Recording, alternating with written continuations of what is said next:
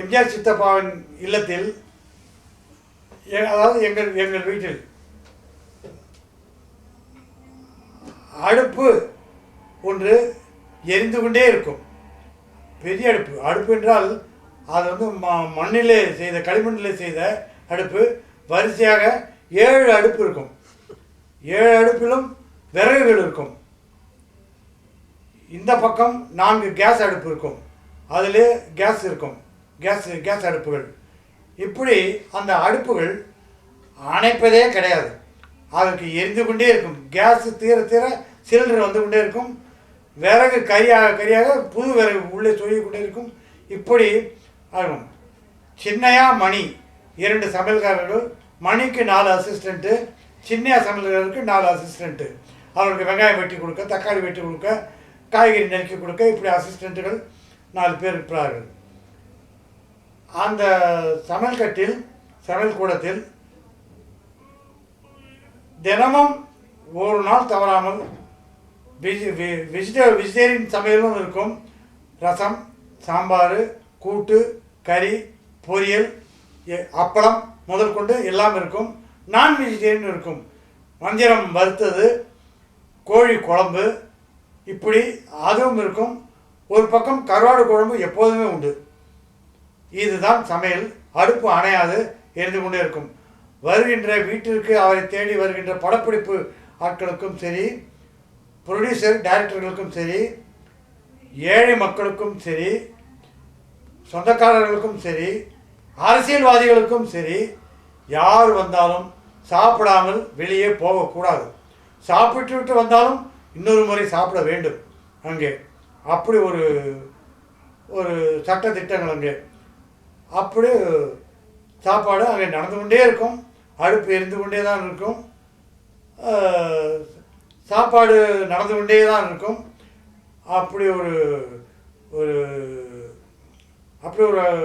வீடு, அப்படி ஒரு வீடு என்று சொல்வதை விட அப்படி ஒரு தேவலோகம் என்று தான் சொல்ல வேண்டும். அதை பசி என்று அவர் பசியின் கொடுமை அவருக்கு தெரியும். அதனால தான் அவர் ஒரு சின்ன வயசுலேயே அவருடைய ஒரு நிகழ்ச்சியை அவர் எங்கிடம் சொல்லியிருக்கார். அவரும் எம்ஜி சக்கரபாணி அவருடைய அண்ணனும் குழந்தை பருவத்தில் பள்ளிக்கூடம் சென்றுவிட்டு மதியம் உணவருந்த வீட்டுக்கு வருவார்கள். குழந்தை பருவத்தில் வீட்டுக்கு வந்து 147 நேதாஜி சுபாஷ் சந்திர போஸ் ரோடு, ஒத்தவாட தியேட்டர் எதிரில் ஒரு சின்ன ஓட்டு வீடு. அப்பொழுது பள்ளிக்கூடம் போயிட்டு மதியம் உணவுக்காக இருவர் வருவார்களாம். வந்த உடனே அம்மா பசிக்குது என்று சொல்வார்கள். தாய் சத்யபாமா அவர்கள் பேசவே மாட்டார்களாம். ஒரு மூலையை கை காட்டுவார்களாம். இப்படி கை காட்டுவார்கள் ஒரு மூலையை.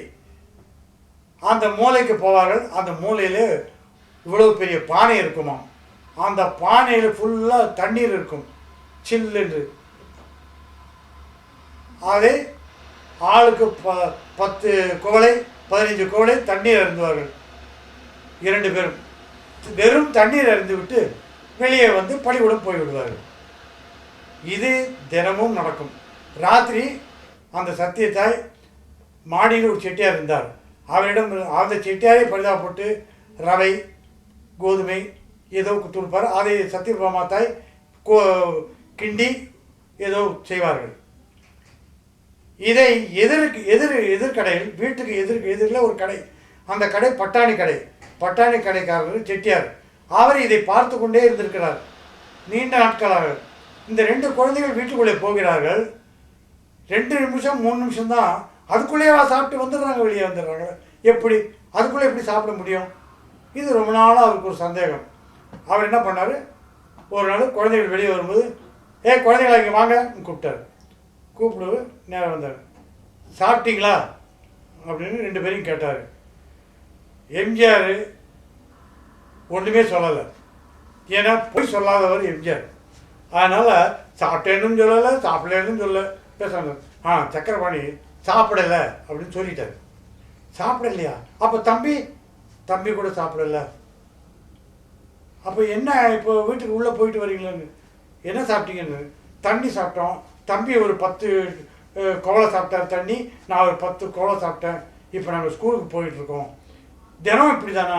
ஆமாம், தினம் இப்படி தான் அப்படின்னு சக்கரபாணி சொன்னார்.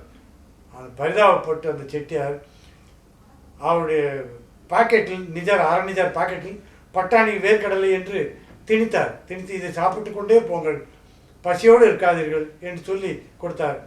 அப்பொழுது அந்த வயசில் சக்கரபாணி வாங்கி வைத்து கொண்டாரே தவிர அவர் எம்ஜிஆர் சித்தப்பா வாங்கவே இல்லை, வேண்டாம் என்று மறுத்துவிட்டு போய்விட்டார்.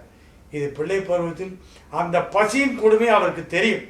பசி என்றால் என்ன என்று அந்த கொடுமையை அவர் குழந்தை முதல் அவர் அனுபவித்த ஒரே காரணத்துக்காக தான் அவர் ஆட்சியில் வரும்போது பள்ளிக்கூட சிறுவர்கள் பசியோடு இருக்கக்கூடாது, பள்ளிக்கூட பருவத்தில் சாப்பிட வேண்டும் என்று காமராஜர் கொண்டு வந்த சத்துணவு திட்டத்தை, மதிய உணவு திட்டத்தை சத்துணவு திட்டமாக மாற்றி இதை சட்டமாக இயற்றி எல்லோருக்கும், குழந்தைகள் அத்தனை பேருக்கும் உணவு கிடைக்கும்படியான ஒரு சட்டத்தை அவர் இயற்றி செய்தார்.